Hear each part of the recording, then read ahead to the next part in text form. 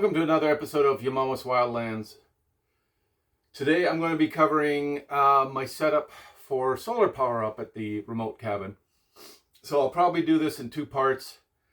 One, I'll go over everything I bought, where I bought it. And then the second part will be how I connect everything together and actually trying it out. So stick around. If something like this interests you, hit the like, subscribe, ask questions, and we'll see you in a bit. Thanks. Okay, solar panels. I actually got these gifted to me by one of the guys, my son's friends, who was up at the cabin. They have a solar array up at their farm, and they had a big windstorm, and it knocked the array down, and insurance replaced, and they were able to scavenge a couple of the panels that were still good. So let me take you outside, and I already placed one outside, and eventually I want to be able to hook it up and test the whole system. So let's see. There's the specs and all that. And that'll come into play a little later on. All right, before we go too much further, I just want to cover voltages that these systems operate in. And that will, what you plan on using and your consumption of power and all that will play a big part on whether you go 12 volt, 24 volt, or 48 volt system. And I will put a link in to a young gentleman. And he always reminds me of Sheldon for some reason. But anyway, he pretty much built his whole YouTube platform on solar. He tears down the batteries. Very intelligent young man. And that's where I'd say I got 80% of my my information from. So I will make sure I will post a link to his YouTube site. So having said that, I decided to go with a 12 volt system, which is not ideal because it requires larger cables and so forth, and you get lower wattage output on your into your battery charging system, your MPPT. So, having said all that, the reason I went with 12 was, one, I'm not going to have a big system. Two, I'm not planning on using an inverter. Or if I am, it'll be a really, really small one. And three, there's so much available for 12 volt as far as RVs, cars, tons of stuff that's 12 volt. Up at the cabin,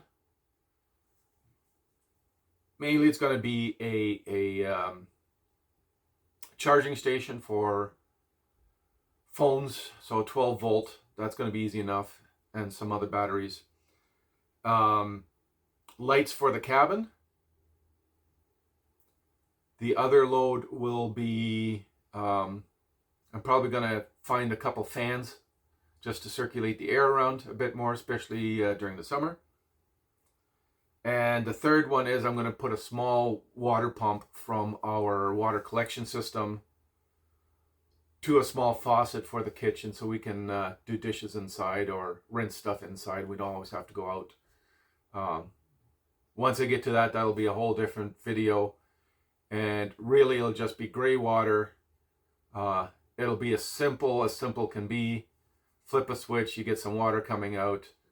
The drain will go through the floor into a bucket. Once that 5 gallons bucket is full, you go empty it and you put it back. That is the extent of what I want. I want everything really simple. So anyway, back to what I intended to do and show you exactly what I bought and maybe why and so forth. All right, thanks. All right, let's start off with the batteries.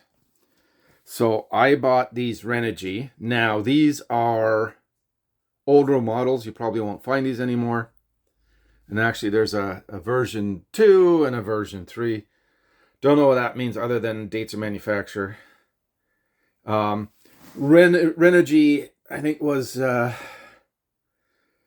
right from the start for solar and stuff. Now, the cool thing is these are lithium iron phosphate. And the good thing about these, you can stick a metal rod in it and they won't blow up like some of the other lithium-based batteries.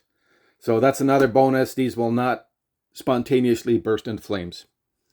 So Renogy, really good name. I got these on sale because I think they were phasing these style out. The newer ones, I believe, all have Bluetooth in them for monitoring on your phone. And they also have built-in heaters now, which I might as well do that now. So these batteries, and I've got two 12 volts. These batteries, they can be used under 12 volts, under 0 degrees Celsius, but they cannot be charged under 0 degrees Celsius. And that's important to note. So what I have,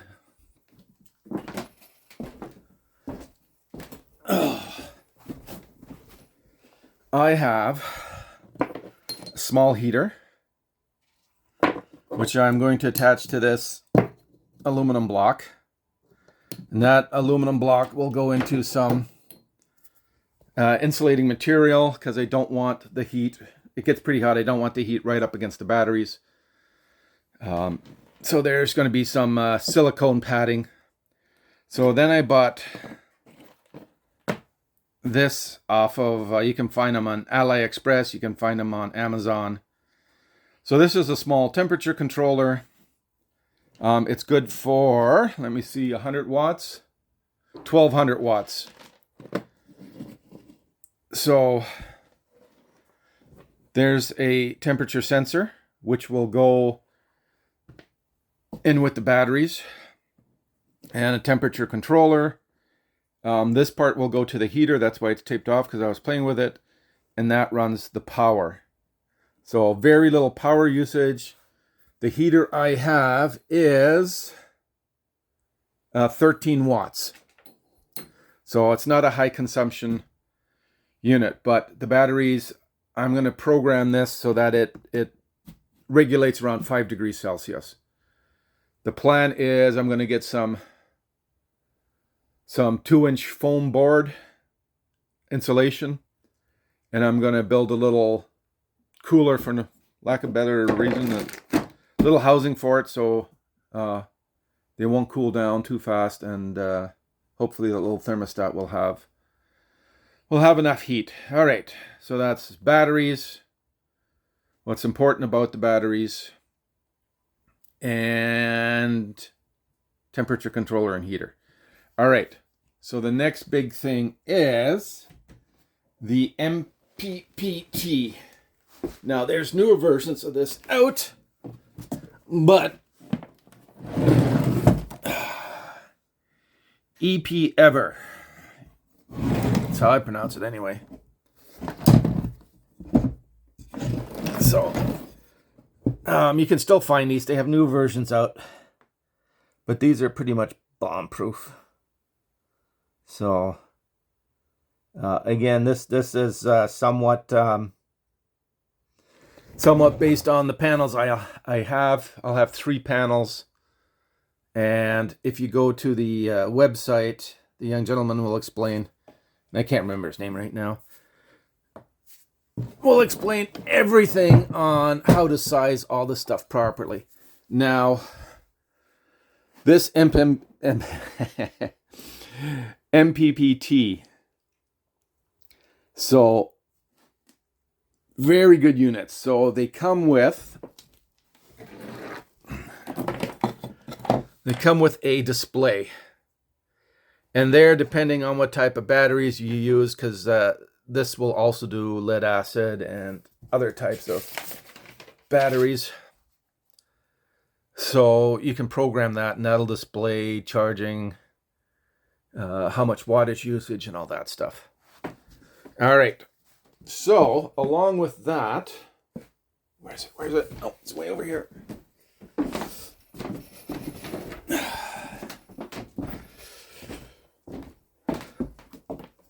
Along with that, it comes with its own thermal sensor. And what that will do is that will go in with the batteries. And when it senses that it goes below 5 degrees or 0 degrees, it'll stop charging the battery automatically. So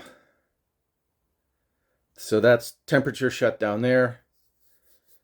Hopefully my little heater and controller will keep the temperature above 0, but if it happens to dip below, then this unit will automatically shut off charging. Okay, other stuff. All right. This unit.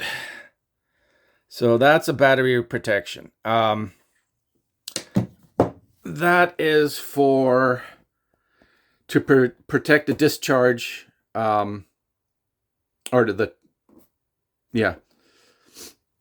This is to protect the batteries from being discharged too much.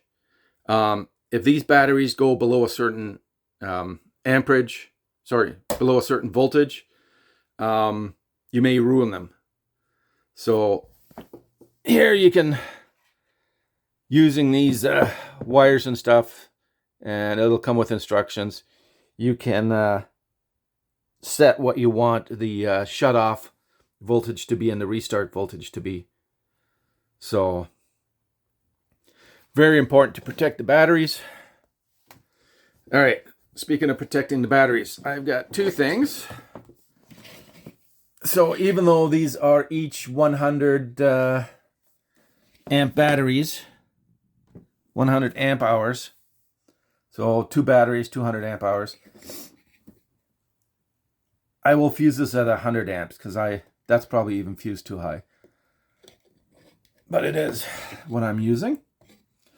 And that will protect the batteries. And then here I have another small 12 volt fuse block rated at 100 amps, and that's where I'm going to run all my wires from for the loads.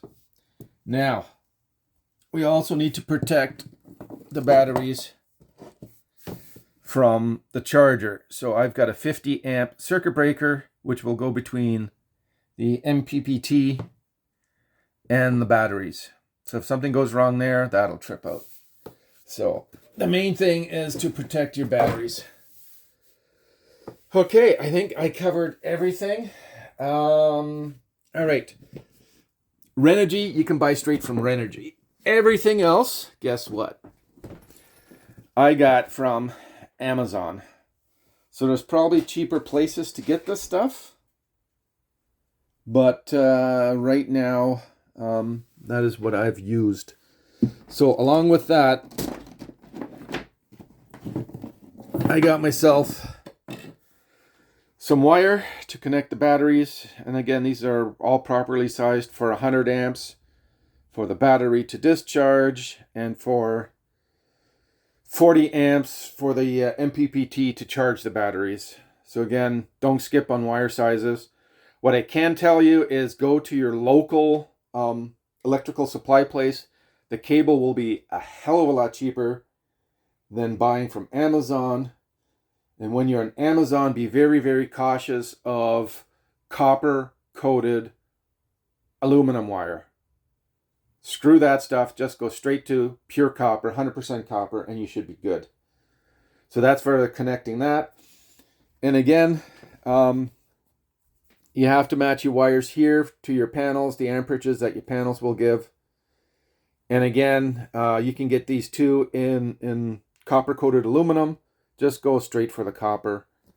A lot of these you can buy with the connectors already connected. And that's what I did. And I bought extra connectors in case I have to MacGyver something up at the cabin. And that brings me to the last item. And because I am an electrician, I have all that stuff on hand. But you will need proper crimpers. to do all these guys here. Focus. Right. So you can get those two. You can get ones which you can use a hammer with, or ones you can use an impact wrench with. Again, the young gentleman, he covers everything, and there's no sense me regurgitating what he does so well. And that's the board I'm going to screw everything to. So I'm going to be putting all this under one of the beds in the far corner. Hey folks, that's the end of part one. I will be probably in the next week or so I will be putting out part two of this, and like I said before, I will go over how everything's hooked up. Hopefully I'll see you in part two. Take care. Have a good weekend.